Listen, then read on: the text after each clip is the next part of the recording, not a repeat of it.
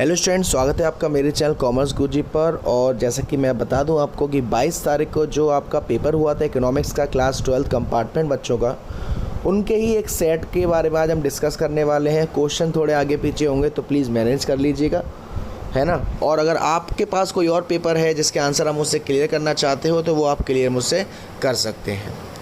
एक चीज़ और, अब आपके पास एक महीना बचेगा लमसम, तो एक महीने में मैं आपको एक ऐसा कोर्स बताने वाला हूँ जो आपके लिए बहुत ही ज़्यादा बेस्ट रहेगा। उसके लिए आप मेरे अबाउट सेक्शन में जाना, व्हाट्सएप नंबर है, वहाँ व्हाट्सएप ज्वाइन कर लेना। तो देखेंगे ज़रा इस क्वेश्चन को। तो यहाँ ऊपर आपको देख रखा है क्वेश्चन नंबर 14 की describe the banker to the government function.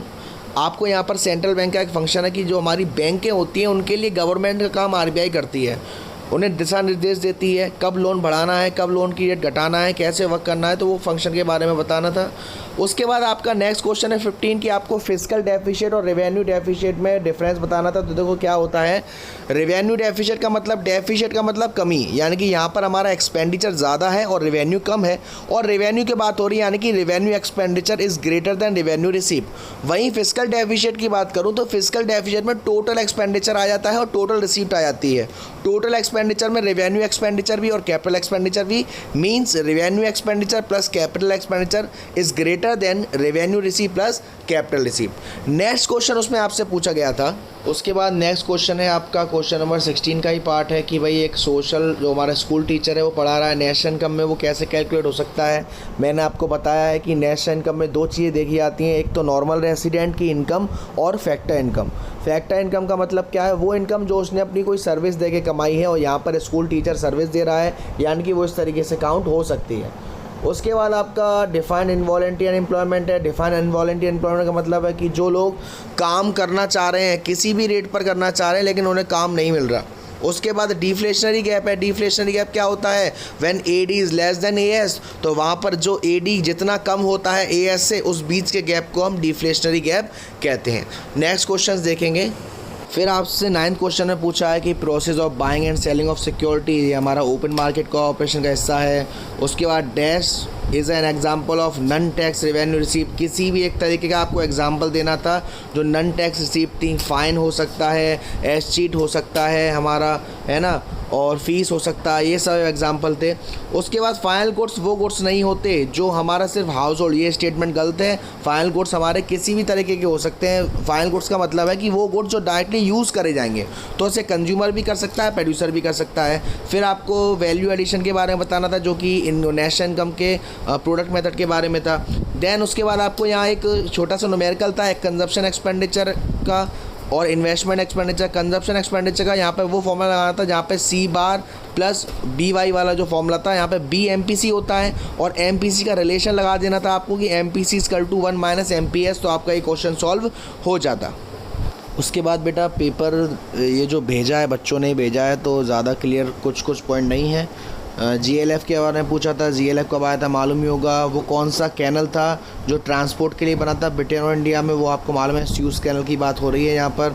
और इंडस्ट्रियल पॉलिसी रेजोल्यूशन जो 1956 था, उसमें 3 पार्ट में बांट दिया गया था सेक्टर, एक आपका पब्लिक सेक्टर, एक पब्लिक प्राइवेट सेक्टर, है ना।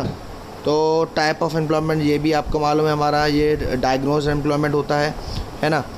उसके बाद नेक्स्ट क्वेश्चन जो थे, उसके बाद जो नेक्स्ट था करेंट अकाउंट सरप्लस। सरप्लस आपको मालूम है जहाँ पर रेवेन्यू ज़्यादा होता है एक्सपेंडिचर से। करेंट अकाउंट में क्या क्या आता था, export and import of goods, export and import of services और करेंट ट्रांसफ़र। तो इसमें जब एक्सपोर्ट ज़्यादा हो, इंपोर्ट कम हो, तब सरप्लस की कंडीशन आती है। फिर बीओपी पॉजिटिव बताना था आपको, एमपीसी 0 हो तो इन्वेस्टमेंट मल्टीप्लायर आपको मालूम था। MPS है, हाँ, इसका रिलेशन होता है K is equal to 1/1 minus MPC, और 1 माइनस MPC आपको मालूम है MPS होता है। K is equal to 1/MPS और MPS आपको दे रखा है 0। 1/0 करोगे किसी भी चीज़ के साथ तो इन्फाइनाइट चला जाएगा, तो वही इसका आंसर था। नेक्स्ट उसके बाद आपको बताना था components of money supply. Money supply कैसे कैसे होता है वो इजीली हो गया होगा। ऑटोनोमस कंजप्शन के बारे में बताना था, जब हमारी इनकम 0 होती है, कुछ ना कुछ कंजप्शन होता है, तो वहाँ ऑटोनोमस कंजप्शन होता है। ये कब बढ़ेगा, जब इंक्रीज़ होगा। डिवैल्यूएशन ऑफ करेंसी के बारे में ये स्टेटमेंट है। उसके बाद टैक्स के बारे में बताया था, टैक्स आपको मालूम है टैक्स क्या होता है, गवर्नमेंट को हमें एक चार्ज देना पड़ता है ना, एक ऑब्लिगेशन होता है हमारे ऊपर। नेक्स्ट आपका मार्केटेड सरप्लस था या agriculture productivity. Marketed surplus, surplus जहाँ लग जाए आप समझ जाना वहाँ पे रेवेन्यू ज़्यादा है और एक्सपेंडिचर कम। बाकी सारे नीचे आपको डेफिनेशन ही दे रखी हैं। आपको 2 ऑर्गेनिक फार्मिंग के बारे में बताना था, इजीली रूरल बैंकिंग सिस्टम के बारे में बताना था, आरबीआई के बारे में बताना था, इंडिया और पाकिस्तान की जो डेमोग्राफी थी वो कंपेयर करनी थी। तो बेस सेल्फ रिलायंस का मतलब अपने ऊपर डिपेंड रहते हैं, आउटसोर्सिंग हब। तो ये अगर आपने लिखा भी है तो इट मीन्स आपने जब भी लिखा हो जब आपको आता है ना। तो इसमें तो कुछ कंसर्न करने वाली बात है नहीं। इंडिया की पॉवर्टी एलिवेशन प्रोग्राम बताना था, वर्किंग पॉपुलेशन रेशियो। देखो एक पॉपुलेशन होती है, एक वर्किंग पॉपुलेशन, यानी कितने लोग काम करने लायक हैं।